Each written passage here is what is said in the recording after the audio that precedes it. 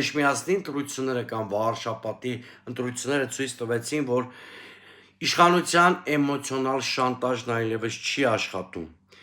Նախկինների թիրախավորումը դարձյալ արդյունավետ ձևով այլևս չի գործում և իշխանությունը ստիպված է լինում ռեպրեսիաների և վարչական ռեսուրսի տոտալ չարաշահմանը դիմել։ Եվ վերջապես հասարակությունը, ինչպես ցույց տվեցին Վարշապատի ընտրությունները, բովանդակային քաղաքականության կարիք ունի։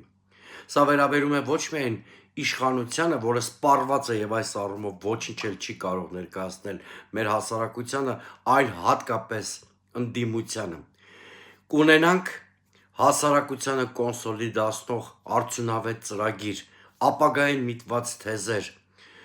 ոչ պոպուլյար, բայց քաղաքական, տնտեսական երկրում ստեղծված համապարփակ ճգնաժամը հաղթահարող բանաձևեր, ԿՊ-ն պարտվելու է, որտև հենց իրենք են խոստովանում, որ ոչ հարմար ընդդիմության պարագայում իրենց ֆիասկոն անխուսափելի է։